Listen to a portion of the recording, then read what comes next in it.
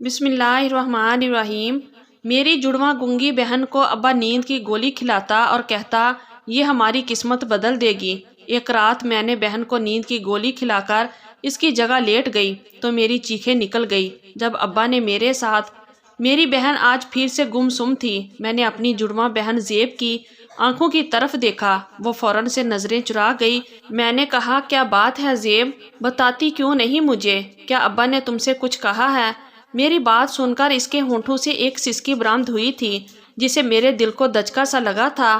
کافی دن سے مجھے کسی گڑبڑ کا احساس ہو رہا تھا کیونکہ میں زیب کو دی جانے والی تکلیف کو خود محسوس کرتی تھی۔ میں سوچ چکی تھی کہ آج مجھے کیا کرنا ہے، اس لیے میں نے اپنے کپڑے زیب کو پہنائے اور اسے دودھ میں نیند کی گولی ڈال کر پلا دی اور خود اس کا لباس پہن کر اس کی جگہ پر لیٹ گئی۔ کچھ دیر بعد ہی ابا کمرے میں آئے اور زیب کو مجھے سمجھ کر ایک رومال سنگایا اور زیب سمجھ کر مجھے گود میں بھر کر اپنے کمرے میں لٹا دیا۔ اور اس کے بعد میرے باپ نے جو کچھ میرے ساتھ کیا، توبہ توبہ۔ میں اور میری جڑواں بہن زیب ہم شکل تھی، کوئی پہلی نظر ہمیں دیکھتا تو پہچان نہیں سکتا تھا کہ میں کون ہوں اور زیب کون ہے۔ بس ہم دونوں میں ایک فرق تھا، وہ یہ کہ زیب بول نہیں سکتی تھی، لیکن چونکہ میں اس کی جڑواں بہن تھی اس لیے اس کے ہر اشارے کو سمجھتی تھی۔ یوں سمجھ لیجئے کہ وہ اپنے جذبات کا اظہار میری زبان سے کرتی تھی۔ وہ اداس ہوتی تو اسے مجھے یہ بتانے کی ضرورت نہیں پڑتی کہ وہ اداس ہے، کیونکہ میں اس کی آنکھوں کی زبان سمجھتی تھی۔ اس کا ہر انداز مجھے بتا دیتا تھا کہ اس کے دل میں کیا ہے۔ ہم دونوں بہنوں کا رشتہ بہت عجیب تھا۔ اکثر یہ ہوتا کہ زیب کو چوٹ لگتی تو درد مجھے محسوس ہوتا، وہ روتی تو آنسو میری آنکھوں میں جلملانے لگتے۔ اس کی کوئی خوشی اور غم مجھ سے پوشیدہ نہ تھی۔ اکثر یہ ہوتا کہ شرارت میں کرتی اور میرے حصے کی مار وہ کھا لیتی اور مجھے بچا لیتی۔ بچپن سے یہی ہوتا آ رہا تھا۔ ہم دونوں کی زندگی میں صرف خوشیاں تھیں، لیکن ہماری خوشیوں کو اس وقت نظر لگ گئی جب ہم دونوں بہنیں 10 سال کی ہوئی تو ہمارے والد کا انتقال ہو گیا۔ وہ روڈ کراس کرتے ہوئے حادثے کا شکار ہو گئے۔ یہ وقت ہم پر بہت کڑا گزرا تھا۔ میری والدہ یہ خبر سنتے ہی بے ہوش ہو گئی۔ ہم دونوں بہنوں کا بھی رو رو کے برا حال تھا۔ وقت آخر گزر ہی جاتا ہے، جیسا بھی ہو ہمارا بھی گزر ہی گیا تھا، لیکن میرے والد ہمارے گھر کے واحد کفیل تھے۔ ان کے انتقال کے بعد ہمارے گھر پر تو فاقوں کی نوبت آ گئی۔ میری ماں عدت میں تھی، لیکن جب گھر پر فاقے ہونے لگے تو میری والدہ نے اسی فیکٹری میں نوکری کر لی جہاں میرے والد ملازمت کرتے تھے۔ وہاں بچوں کی شرٹیں سلائی کی جاتی تھی۔ میری والدہ کو سلائی آتی تھی، اس لیے انہوں نے وہ سینی شروع کر دی، لیکن مسئلہ ہمارا ہو گیا تھا۔ ہم دونوں 10 سال کی تھی، اکیلی گھر میں نہیں رہ سکتی تھی۔ جب ہم دونوں اسکول سے واپس تو گھر کے تالے کی چابی ہمارے پاس ہوتی تھی۔ ہم دونوں اتنی دیر تک ایک خوف میں ہی مبتلا رہتے تھے جب تک کہ امی واپس نہیں لوٹ آتی تھی۔ ہر آہٹ پر ہمیں خوف آنے لگتا تھا، لیکن ایک بار ہمارے ساتھ ایک ایسا واقعہ ہوا کہ ہمارے محلے میں ایک پاگل تھا جو اکثر گلیوں میں گھومتا رہتا تھا۔ ایک بار تو وہ دیوار پھلانگ کر ہمارے گھر آ گیا۔ اسے اپنے گھر کے اندر دیکھ کر ہم دونوں بہنوں کی تو جان ہی نکل گئی تھی۔ وہ پاگل ہمیں بڑی عجیب سی نظروں سے دیکھ رہا تھا۔ ہم سمجھ نہیں پا رہی تھی کہ کیا کریں۔ ہم دونوں میں زیب بہت ڈرپوک سی لڑکی تھی، میں کچھ بہادر تھی۔ پہلے تو میں نے چور چور چلانا شروع کر دیا، لیکن وہ پاگل جلدی سے ہمارے پاس آ گیا۔ ایک تیز دھار والا چاقو اس نے زیب کی گردن پر رکھ دیا۔ یہ دیکھ کر میری جان ہی نکل گئی تھی۔ میں نے کہا چھوڑو میری بہن کو، لیکن وہ اونچی آواز میں ہنسنے لگا، کہنے لگا اگر تو نے شور کیا تو میں تیری بہن کا گلا کاٹ دوں گا۔ اس پاگل شخص نے چاقو زیب کی گردن پر رکھ کر دبا دیا، جسے زیب کے گلے سے خون رسنے لگا۔ یہ دیکھ کر تو میں دیوانی ہو گئی تھی۔ میں اس کی طرف اس تیزی سے بھاگی کہ وہ سمجھ ہی نہیں پایا۔ میں نے اس کے ہاتھ پر بڑی زور سے کاٹنا شروع کر دیا۔ وہ جڑ سے پیچھے ہٹا تھا۔ میں نے کمرے میں موجود لوہے کا گلدان پکڑا اور سیدھا وار اس پاگل کے سر پر کیا تھا۔ ساتھ ساتھ میں چور چور چلائے جا رہی تھی۔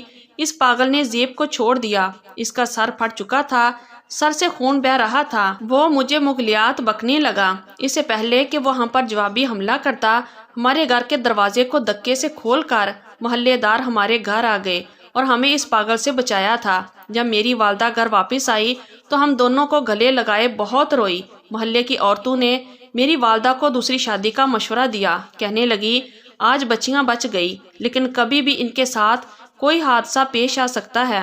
میری والدہ ہم دونوں کے لیے بے حد پریشان رہی تھی، اس لیے جس فیکٹری میں وہ کام کرتی تھی اسی فیکٹری میں کام کرنے والے ایک ورکر سے شادی کر لی۔ شادی کے بعد ہمارا سوتیلا باپ بھی ہمارے گھر رہنے لگا، کیونکہ اس کا آگے پیچھے کوئی نہ تھا۔ وہ اسی فیکٹری میں کام کرتا تھا اور وہیں رہتا تھا۔ میری والدہ سے شادی اسی لیے کرنے کو تیار ہو گیا کہ اسے ایک گھر مل جائے گا، اور میری والدہ کو بھی ایک سہارے کی تلاش تھی۔ ہمارا دوسرا باپ پہلے ہی دن ہم سے گلنے ملنے کی کوشش کرنے لگا، ہم سے بڑے پیار سے بات کرتا، زیب بیٹی، مہر بیٹی کہہ کر پکارتا، ہم سے یوں پیار کرتا جیسے ہم دونوں اس کی سکی بیٹیاں ہوں۔ میری والدہ اس بات سے کچھ پرسکون ہو گئی تھی۔ اب امی یہ کرتی کہ صبح 8 سے 12 بجے تک کی شفٹ فیکٹری میں وہ لگاتی اور 12 سے شام 7 بجے تک ہمارا سوتیلا باپ شفٹ لگاتا۔ اس لیے تنخواہ بھی زیادہ ہو چکی تھی۔ ہمارے گھر میں بہت سی سہولتیں آنے لگی تھی۔ ہم دونوں بہنوں نے 12 جماعتیں پاس کر لی تھی۔ انہی دنوں میری والدہ بیمار رہنے لگی تھی۔ انہوں نے کام پر جانا بھی چھوڑ دیا تھا۔ امی کی کوشش تھی کہ ہم دونوں بہنوں کی شادی کر دیں، لیکن مسئلہ یہ تھا کہ زیب بہت خوبصورت ہوتے ہوئے بھی اس لیے ٹھکرا دی جاتی کیونکہ وہ گنگی تھی۔ زیب کے لیے آنے والا رشتہ جب اس کے بجائے مجھے پسند کر جاتا تو میں صاف انکار کر دیتی کہ جو لوگ زیب ریجیکٹ کریں گے انہیں میں بھی پسند نہیں کروں گی۔ میری والدہ ہم دونوں کی وجہ سے بے حد پریشان رہنے لگی تھی۔ میرے ابا روز ایک کڑوا کھانسی کا شربت میری ماں کو پلاتے تھے، بجائے کہ میری ماں اسے پی کر ٹھیک ہوتی وہ اور زیادہ بیمار ہونے لگی تھی۔ ایک بار تو کھانسی کے ساتھ میری ماں کو خون کی الٹیاں ہونے لگی، تب ہی ہم لوگ اپنی والدہ کو ہاسپٹل لے گئے تھے، لیکن شاید ہمیں بہت دیر ہو گئی تھی۔ میری والدہ بھی ہمیں چھوڑ کر جا چکی تھی۔ اب ہم اپنے سوتیلے باپ کے ساتھ ہی رہتے تھے۔ میری بہن نے امی کا بہت غم لیا تھا، میں نے ہی اس کڑے وقت میں اسے سنبھالا تھا۔ وہ بہت جلد حوصلہ ہار جاتی تھی، مجھ سے اشارے میں کہتی، مہر تم بہت بہادر ہو، مجھے لگتا ہے میری طاقت بھی تم میں ہی ہے۔ میں اس کی بات پر مسکرا دیتی۔ ہماری والدہ کے انتقال کے بعد ہی میرے سوتیلے باپ کا رویہ ہم سے بدلنے لگا تھا۔ میں کچھ تیز تراز قسم کی لڑکی تھی، اس لیے وہ مجھ سے کچھ گھبراتا تھا۔ زیب ایک تو بول نہیں سکتی تھی اور دوسرا ڈرپوک بھی بہت تھی، اس لیے سہ جاتی۔ ایک بار میرا باپ گھر آیا تو اس کے چند دوست بھی اس کے ساتھ تھے۔ ہم دونوں بہنیں ایک ہی کمرے میں بند ہو گئی کہ ابا کے دوست جائیں تو ہم بھی باہر آئیں، لیکن ابا کے دوست آدھی رات کو واپس گئے تھے۔ پہلے تو میں چپ رہی، لیکن اس کے بعد تو جیسے سلسلہ ہی چل نکلا تھا۔ ایک بار تو میں نے ابا کا بالکل لحاظ نہیں کیا اور کہا یہ ہمارا گھر ہے، اس لیے یہاں کسی غیر مرد کو لانے کی ضرورت نہیں۔ اگر آپ کو یہی سب محفلیں سجانی ہیں تو آپ بھی ہمارے گھر سے جا سکتے ہیں۔ میری بات سن کر ابا کچھ دیر تو مجھے دیکھتے رہے، پھر کہنے لگے تم بے فکر رہو، آئندہ کسی کو نہیں لاؤں گا۔ اس کے بعد مجھے رات کو یہ لگتا کہ سوئے ہوئے میری نتھنیوں سے ایک بو ٹکراتی ہے اور میں گہری نیند سو جاتی تھی، اور جب صبح اٹھتی تو میرا پورا وجود درد سے چور ہوتا۔ جب میں زیب کی طرف دیکھتی تو وہ رو رہی ہوتی، میں اسے رونے کی وجہ پوچھتی تو وہ اشارے سے ٹال جاتی، لیکن وہ بھی اس قدر بے حال ہوتی کہ چل بھی نہیں پاتی۔ نہ جانے اسے ہوا کیا تھا۔ ایک دن میرے ابا گھر آئے تو کہنے لگے، زیب بڑی قسمت والی ہے، یہ ہمارے نصیب بدلے گی۔ مجھے ابا کی یہ بات بالکل بھی سمجھ نہیں آتی تھی۔ وہ ہر وقت زیب کے ارد گرد منڈلاتا رہتا تھا۔ جب وہ کچن میں ہوتی تو ابا بہانے سے کچن میں جانے کی کوشش کرتا۔ اس بات کی مجھے سمجھ نہیں آئی تھی۔ جب میں کچن میں آتی تو زیب رو رہی ہوتی اور مجھے دیکھ کر ابا گھبرا کر کچن سے باہر نکل جاتا۔ زیب فوراً سے اپنے دوپٹے سے آنسو پونچھنے لگتی۔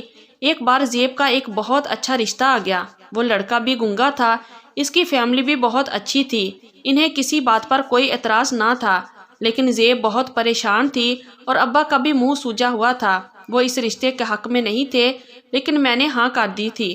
زیب مجھ سے اشارے سے کہنے لگی کہ میں اس کا رشتہ یہاں نہ کرواؤں، وہ شادی نہیں کرنا چاہتی۔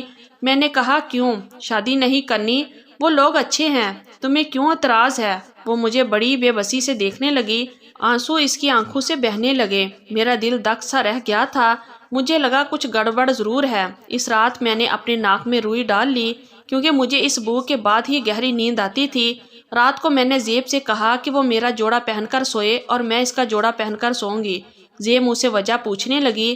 میں نے اسے ضد کی کہ وہ میری بات مان گئی۔ میں نے رات کو زیب کو دودھ میں نیند کی گولی گول کر پلا دی۔ میں نے سچ جاننا تھا، جو میں زیب کی آنکھوں میں دیکھ چکی تھی۔ اس نے میرے دل کی دنیا کو تو بے چین سا کر دیا تھا۔ میری بہن کسی کرب اور اذیت میں تھی۔ پھر وہی ہوا جس کا مجھے شک تھا۔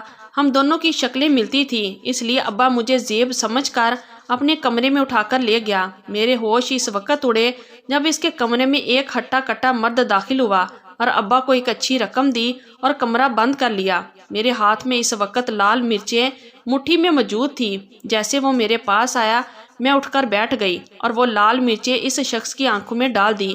وہ وہیں چلانے چیخنے لگا۔